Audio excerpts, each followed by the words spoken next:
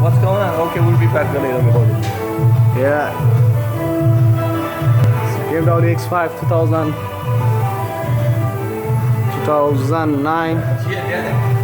No, this 2009. How to remove the water pump from here? That's better. Use this side. Pump here by the right side of the axle. Comes here easily. The water pump.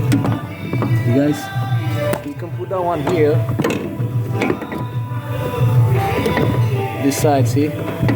Come here this side easily. And then you can put it this one easily. This side. This is the new one. Already I removed the old one. It can go. See that one?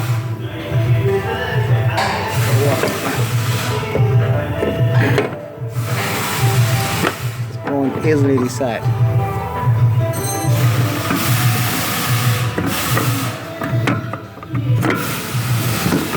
Yeah, you need to move it left and right a little bit. And then it's going in now.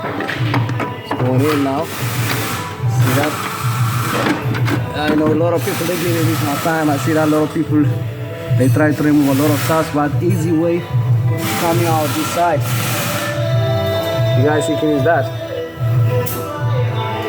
If you need more help, just write me. I can help you guys, whatever you need. It's X5 2009. A good day.